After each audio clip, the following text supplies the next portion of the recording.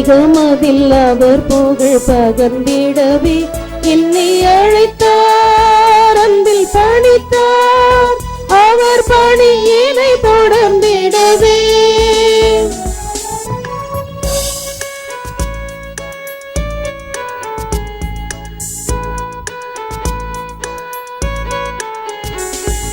வறியவர் செழிப்பினில் வாழ்ந்திடவும், அடிமைகள் விடுதலை அடைந்திடவும், ஆண்டவர் அரசில் துயரில்லை எனவானதிர பறைசாற்றிடவும் என்னை அழைத்தார், அன்பில் பணித்தார், அவர் பணியினை தொடர்ந்திடவே.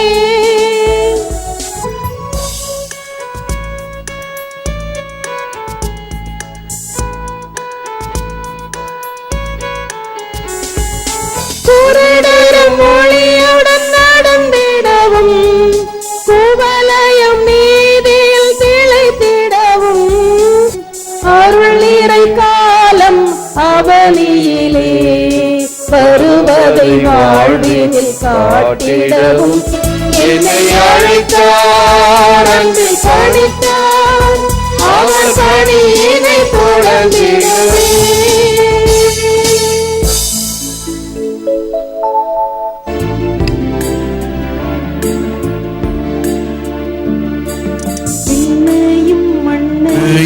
உண்டாக்கிய ஆண்டவர் பெயரே நமக்கு துணை.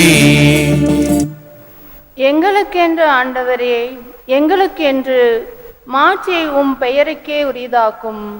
உம் பேரன்பையும் உண்மையும் முன்னிட்டு அதை உமக்கே உரிதாக்கும். அவருடைய கடவுள் எங்கே என பிற இனத்தார் வினவுவது ஏன்? நீங்கள் ஆண்டவரிடமிருந்து ஆசி பெறுவீராக. விண்ணையும் மண்ணையும் உருவாக்கியவர் அவரே.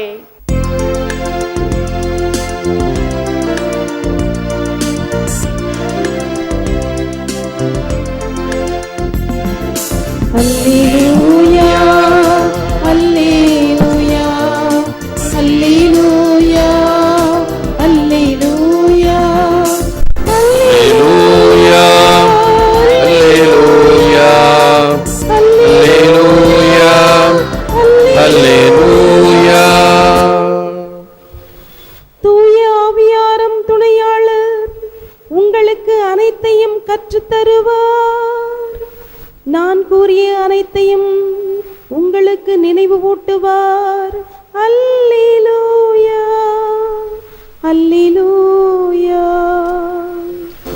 ஆண்டவர் உங்களோடு இருப்பாராக, உம்மான்மாவோடும் இருப்பாராக. புனித யோவான் எழுதிய நற்செய்தியிலிருந்து வாசகம். ஆண்டவரே, மாட்சி உமக்கே. இயேசு தம் சீடரை நோக்கி கூறியது, என் கட்டளைகளை ஏற்று கடைபிடிப்பவர் என் மீது அன்பு கொண்டுள்ளார்.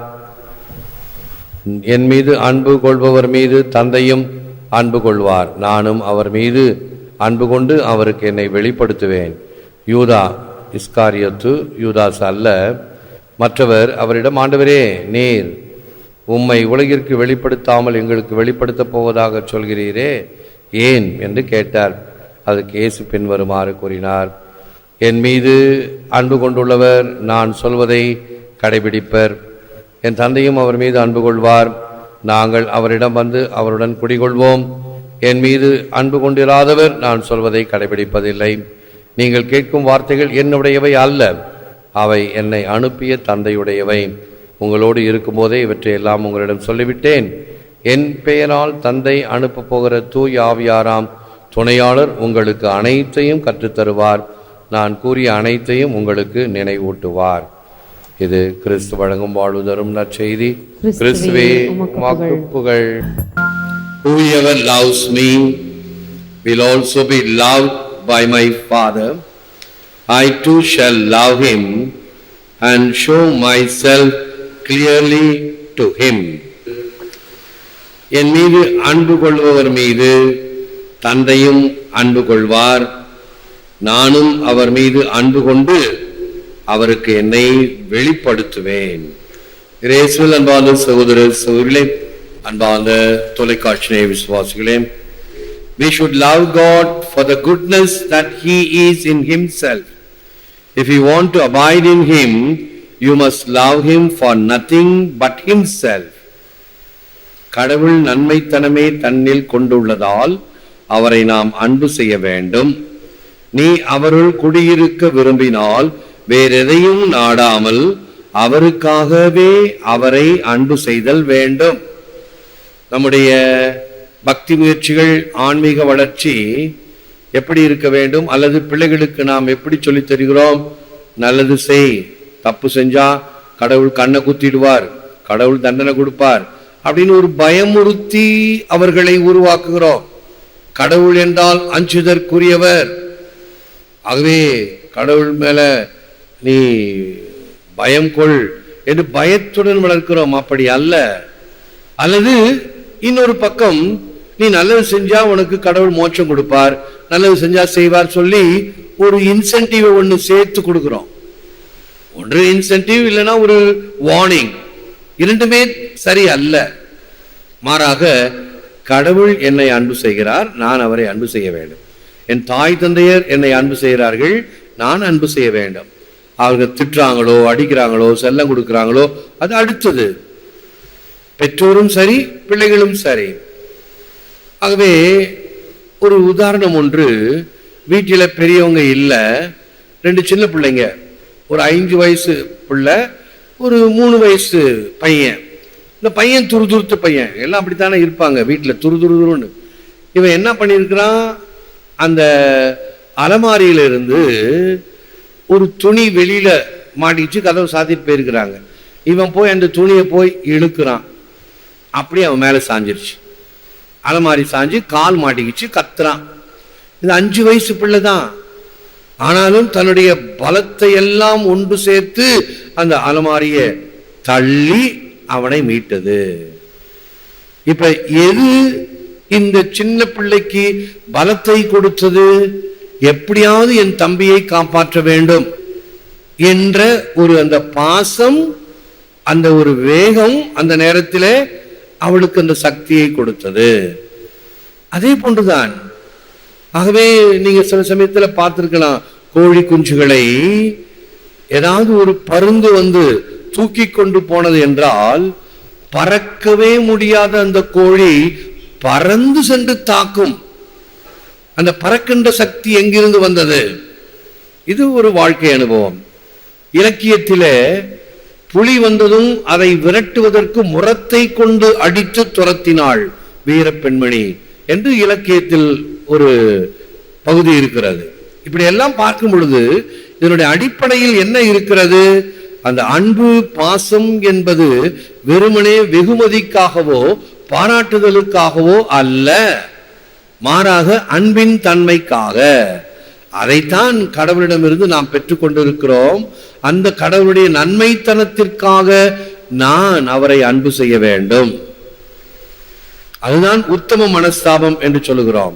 அடிமை மனஸ்தாபம் என்றால், நான் நல்லது செஞ்சா எனக்கு கடவுள் நல்லது செய்வார், நல்லது செய்யலன்னா கடவுள் எனக்கு தண்டனை கொடுப்பார். இது அடிமை மனஸ்தாபம். அப்படித்தானே ஊதாரி மைந்தன் ஓமையில அந்த அண்ணங்காரன், நான் ஒரு அடிமையை போல உனக்கு வேலை செய்தேனே, எனக்கு ஒரு சின்ன ஆட்டுக்குட்டி கூட கொடுக்கலையே, ஊதாரியாக வந்த இவனுக்கு கொழுத்து கன்றுக்குட்டியை கொடுத்த என்று சொல்லும் பொழுதே அவன் தந்தையை நேசிக்கவில்லை. இயேசுமா காவியம் அருமையாக சொல்லுகிறது, 2 முறையும் வீதிக்கு வழிந்தது அன்பு.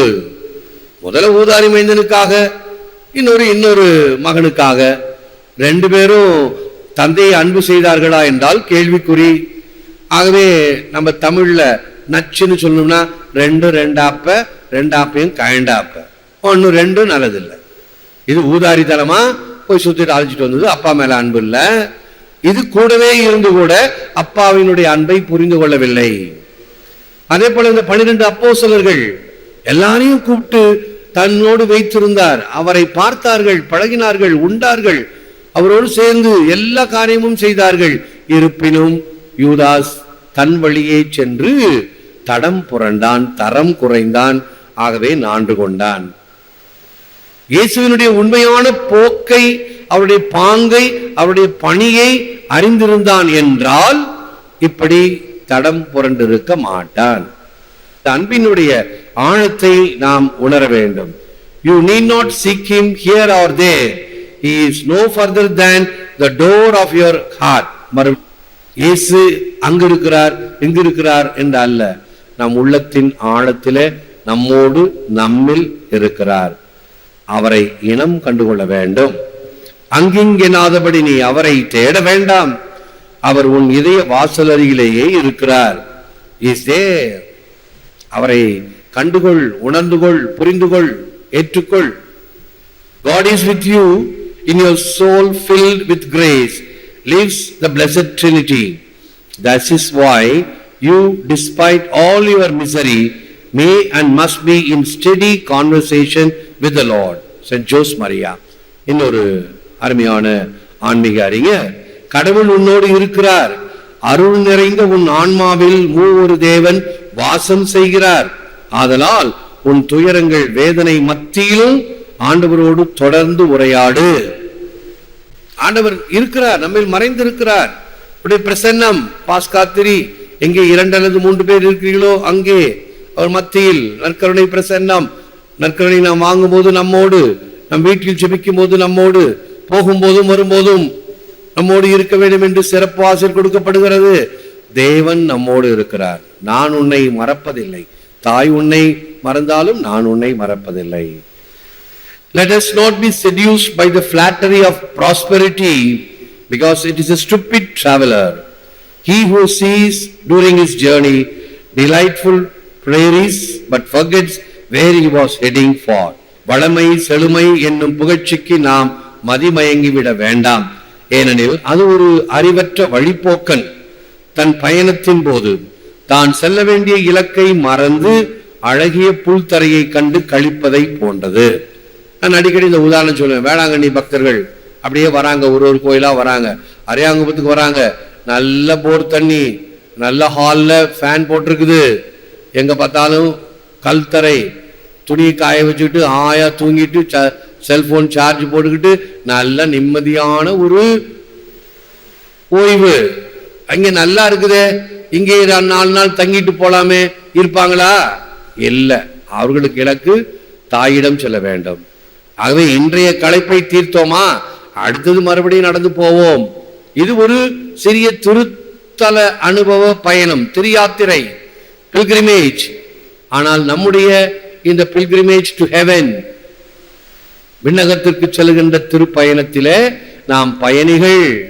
ஆகவே ஆங்காங்கு மயங்கி தயங்கி நிற்காதே, தொடர்ந்து செல்.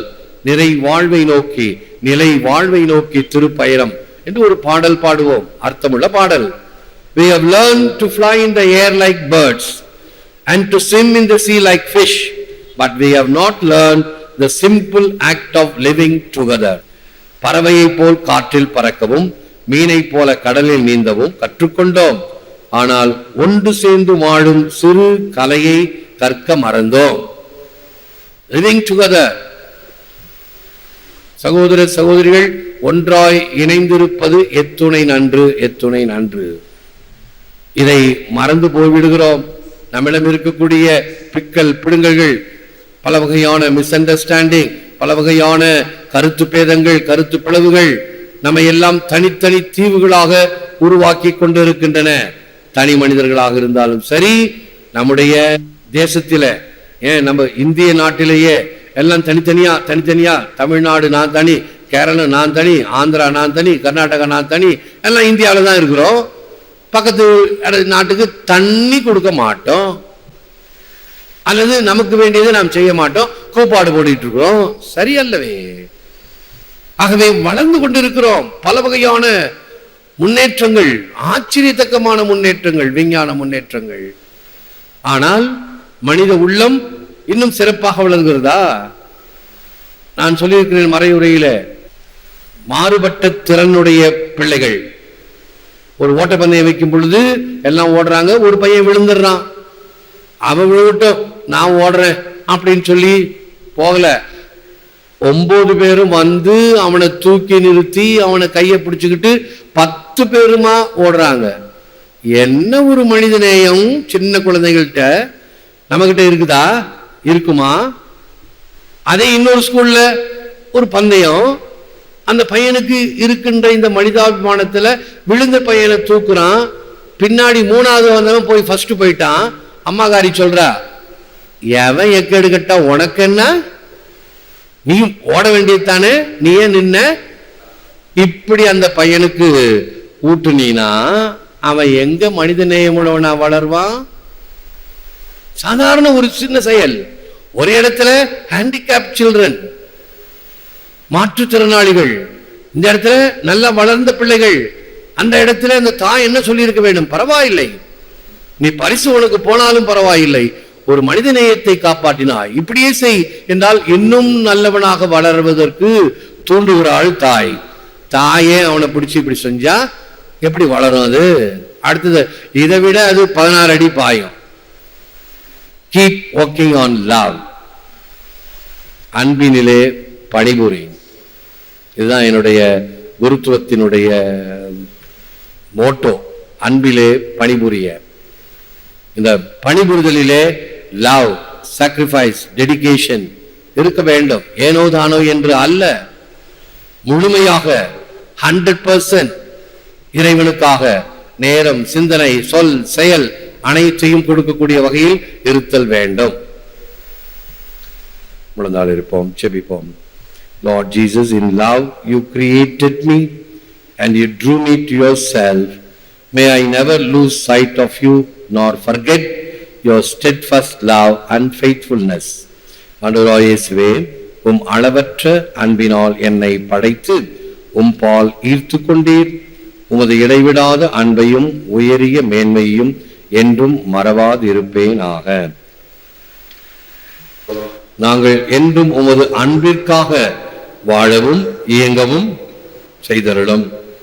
வெறுமனே அடிமை மனஸ்தாபத்தோடு அல்ல, உத்தம மனஸ்தாபமாம் உம் அன்புக்கு எதிராக நடந்து கொண்டதற்காக, எவ்வாறு அந்த குள்ள மனிதன் சக்கேயு ஆண்டவருடைய பிரசன்னத்திற்காக ஆண்டவர் தன் இல்லத்துக்கு வருகிறார் என்பதற்காக, யாரையாவது நான் கவர்ந்திருந்தால் 4 மடங்கு திருப்பி தருவேன் என்று பிராயச்சித்தம் செய்தானோ, அப்படி பிராயச்சித்தம் உம் அன்பிற்காக எங்களுடைய பரிகாரமாக செய்யக்கூடிய வகையில எங்கள் வழிவகைகளை மாற்றியருளும்.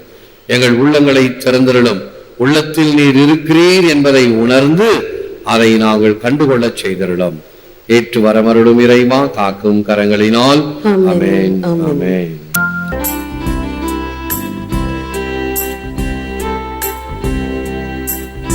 ஆண்டவரே, எனக்கு வாழ்த்தப்படுவராக.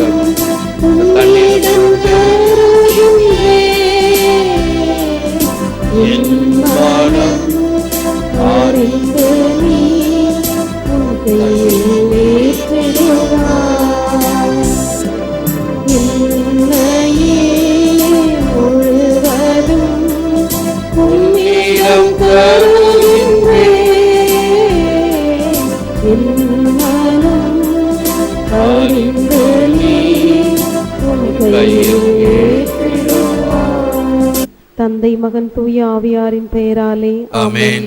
இயேசுவுக்கே புகழ், மரியே வாழ்க. அன்பர்களே, ஒவ்வொரு வீடியோவின் கீழும் மறையுரை விளக்கங்கள் உள்ளன. படித்து பயன்பெறுங்கள். நன்றி, வணக்கம்.